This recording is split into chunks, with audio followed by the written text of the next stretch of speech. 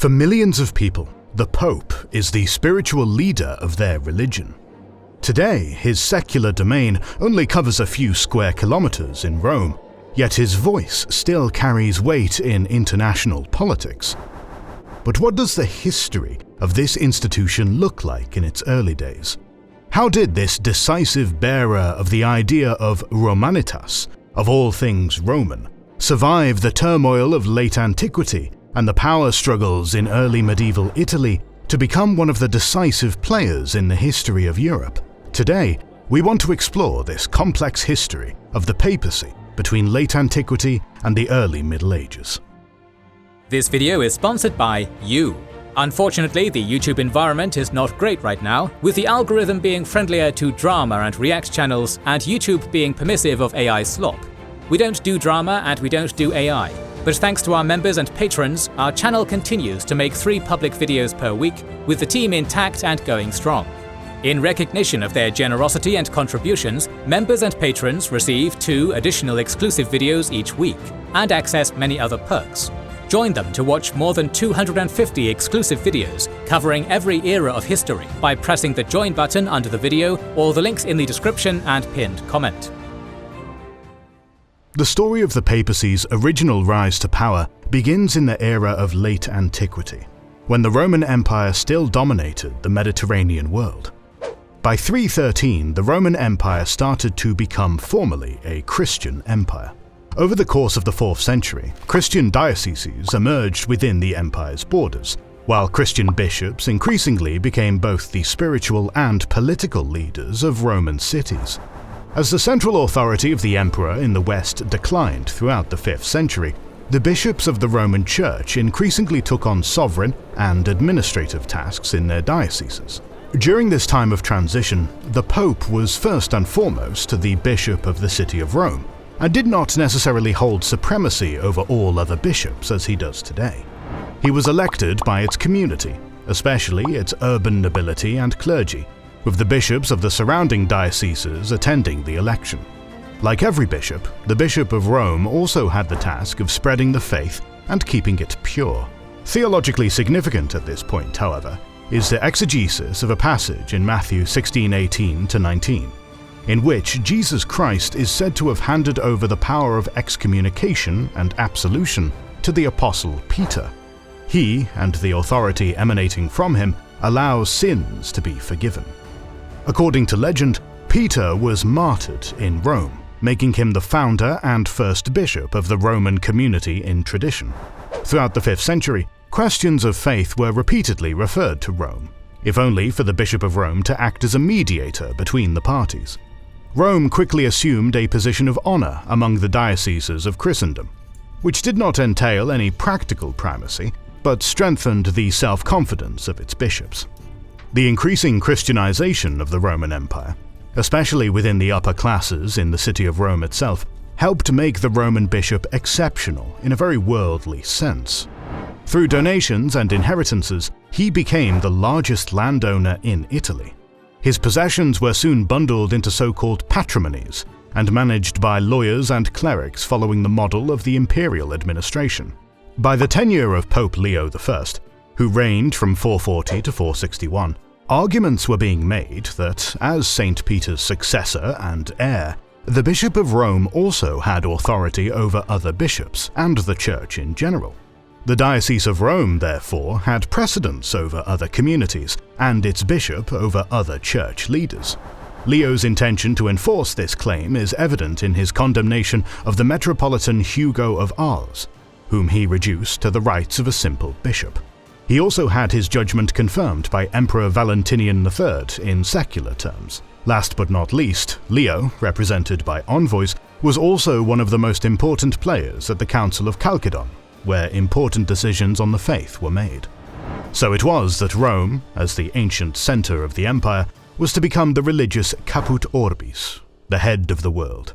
However, this claim by the Roman bishops to occupy a higher position than the other bishops was slow to gain acceptance, and remained controversial for centuries. Nevertheless, shortly before the end of the Western Roman Empire, the bishops of Rome already held a prominent position in the state religious apparatus of the empire. The end of the Western Roman Empire in 476 did not spell the end for Pope Simplicius, who was ruling bishop in Rome at the time. Even though the Visigothic patricius Odoacer proclaimed himself Rex Italiae, King of Italy, life initially continued as it was. The empire had been unstable for decades, its armies in the west were weak, and armed gangs roamed Italy. In 410 and 455, first the Vandals and then the Visigoths had sacked the Eternal City. So what difference did it make if another Roman military leader deposed the emperor in the west? From Ravenna, the essential structures of the late Roman Empire remained intact, and Odoacer was recognized by the Eastern Roman Emperor as regent under his nominal supremacy. The new ruler was also able to come to terms with the Roman nobility. Although the papacy continued to subtly assert its authority over other bishops after the fall of the last Western emperor, it was still far from holding a hegemonic position, or even a leadership position, in the former Western Empire. This was clearly illustrated by the dispute over the election of Pope Anastasius II's successor in late 498. Two candidates were elected, Symmachus and Laurentius. Symmachus was elected by the clergy, and Laurentius by the nobility and people of Rome. A decision had to be made, and both parties turned to Theodoric the Great, who had deposed Odoacer as ruler of Italy in 493 and founded the so-called Ostrogothic Empire. Both parties now tried to win over the new ruler to their cause with words and gifts. There was more than just a personnel issue at stake. While Laurentius took a conciliatory line towards the Eastern Roman Empire in a theological dispute over monophysitism, Symmachus was uncompromising and wanted to maintain the schism as long as the East did not yield. Consequently, the question of Rome's ties and position to Constantinople was also at stake. In 499, Theodoric decided to support Symmachus, thereby angering the Eastern Roman Empire. The conflict between the parties dragged on until 506, with supporters of both sides engaging in full-scale street battles until Theodoric put his foot down and closed the matter. It is important to note that not only was Theodoric a so-called barbarian Goth, but he was an Arian Christian, a brand of Christianity considered heretical to the Roman Church. This dispute shows that it was hardly a problem to turn to a foreign and, moreover, heretical mediator to resolve the internal church problems of Rome. It was therefore natural for Theodoric to send Pope John I to Byzantium in 523 as a negotiator to intercede on behalf of the Goths who were being persecuted there. However, with the death of Theodoric the Great in 526, Rome and the Pope once again came under the direct rule of the empire. During the Western reconquests of the Eastern Roman Empire, the armies of Emperor Justinian I brought North Africa, enclaves in Hispania, and the Italian peninsula back under the direct control of Constantinople. This changed the power structure to which the Roman bishop was subject.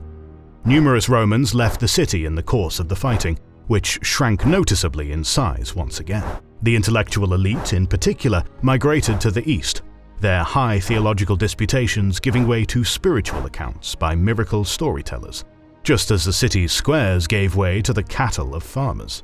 Italy was reintegrated into the empire, and with the imperial troops came an administration and tax system oriented towards Constantinople.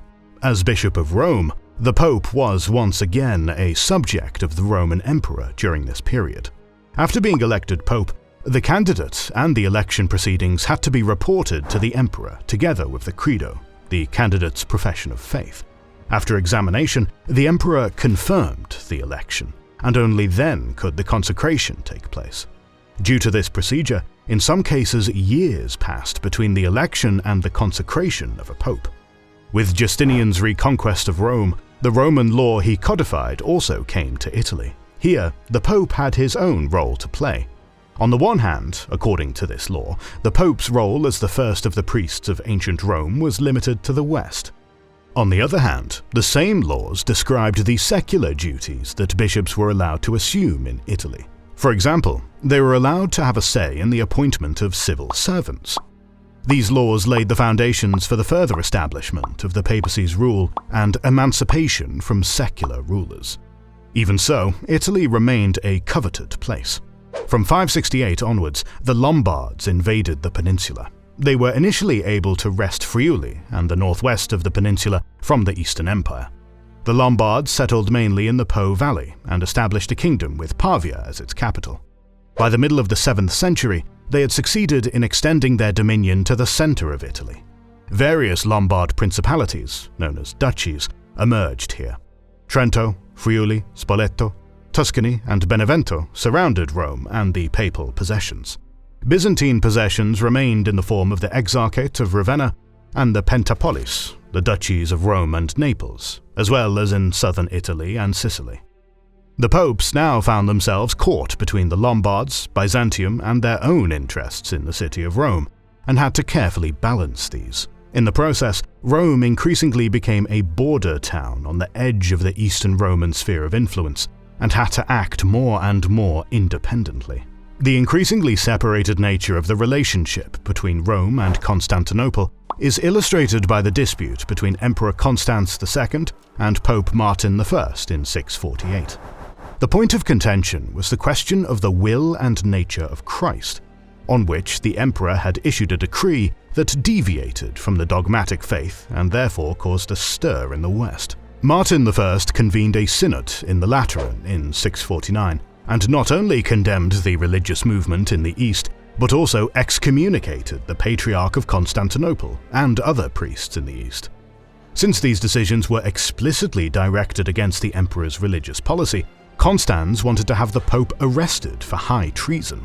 The Exarch Olympios moved his troops to Rome in accordance with the emperor's wishes, only to proclaim himself emperor in the West.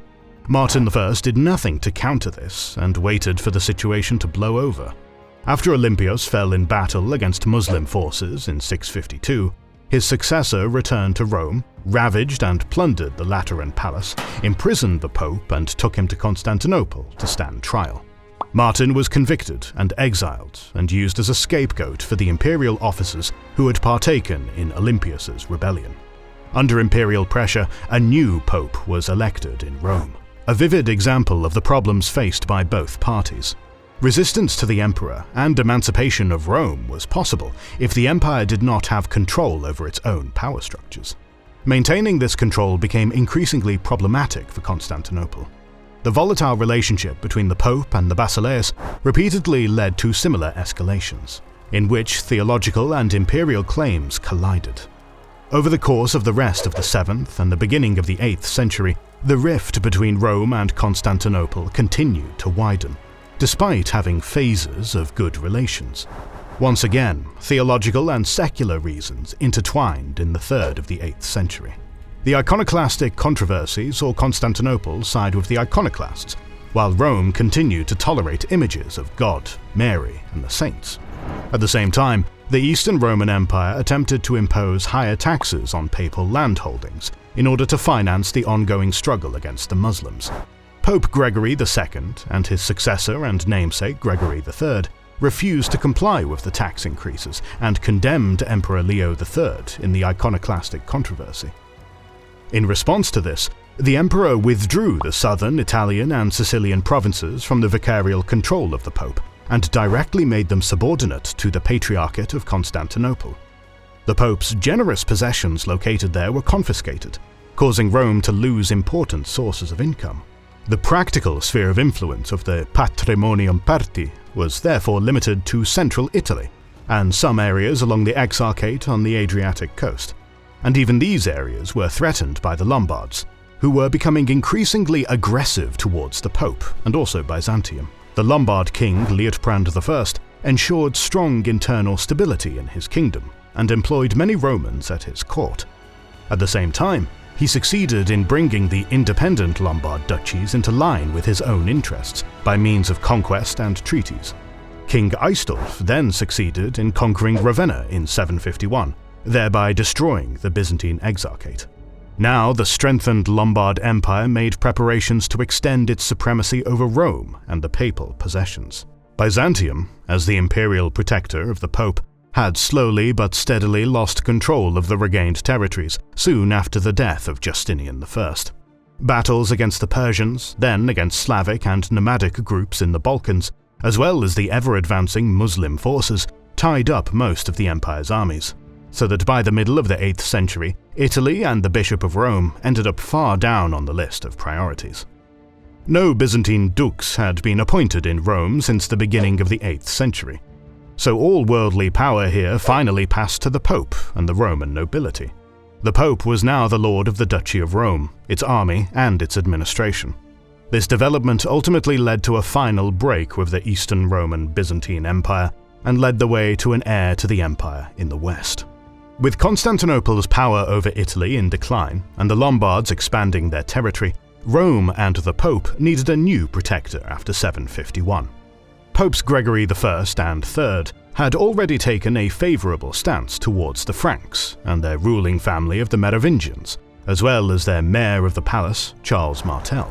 After all, they had promoted the Christian mission, increasingly aligned Christian rights north of the Alps with the Roman model, and, last but not least, were successful in the fight against the advancing Muslim forces. Thus, when the Lombard king Aistulf began to exert pressure on the Pope in Rome to place his possessions and rule over Rome itself under Lombard control, Pope Stephen II first turned to the Eastern Emperor Constantine V. His call for help went unheard from across the Bosphorus, whereupon Stephen himself turned to the Frankish king Pippin III. Pippin had only been elevated to king in 751, after asking Pope Zacharias whether it was good that the kings of the Franks from the Merovingian dynasty had no power. The Pope replied that it was better to designate as king the one who had power. Consequently, the last Merovingian king, Childeric III, was deposed with the Pope's consent, and Pippin III of the Carolingian dynasty ascended the throne. Pope Stephen II himself travelled to the Franks and met with this new king in Pantheon in 754. Here, the Pope showed himself humble towards the Frankish ruler, fell down before him, and asked for the help of Pippin and the Franks against the Lombards who were threatening the Holy See. After lengthy negotiations, Pippin agreed to fight for the Pope and Rome. He promised to protect the Pope's possessions and added to them lands from the Lombards and Byzantines that were yet to be conquered. The Patrimonium Petri, which still exists today as the Papal States, was thus established by Pippin's donation. The Frankish king and his descendants received the title Patricius Romanorum for this. In addition, Pippin and his descendants, Carloman and Charles, were anointed by Pope Stephen, further cementing the legitimacy of their still young reign. With these new titles and the new consecration, the Carolingians began to present themselves more and more in close coordination with the Pope as a continuation of Roman authority and as the elevated protectors of Christianity. In 755 and 756, the Franks waged war against the Lombards, who were forced to surrender both times under the blows of the Franks. The Pope in Rome had found a new protector, and ancient Rome was now to come to terms with this new heir to the Roman Empire from the west. The history of the Papacy is one of the longest continuous historical narratives in Euro-Mediterranean history. We've only been able to trace the fundamental developments of this institution from the end of antiquity to the early Middle Ages in excerpts. The most important aspects were probably the continuity of Roman rule and tradition, the slowly developing supremacy of the Roman bishop in the post-Roman world, and the constant connection with secular rulers. In doing so, the popes of the early Middle Ages had to deal cautiously but firmly with the secular rulers in Constantinople, Milan, Pavia, and finally north of the Alps in matters of theology and power politics. In all of this, there is a line of development that leads to the independence of the Pope's rule over Rome and finds its first conclusion in the connection with the Franks and the simultaneous separation from Byzantium. We'll tell you about the history of the Pope's relationship with the Franks and the baptism of a new empire in the West in another video. So make sure you're subscribed and have pressed the bell button to see it. Please consider liking, subscribing, commenting, and sharing. It helps immensely. We release weekly Patreon and YouTube member exclusive content. Consider joining their ranks via the link in the description or the button under the video to watch these weekly videos, learn about our schedule, get early access to our videos, access our private Discord, and much more. This is the Kings and Generals channel, and we'll catch you on the next one.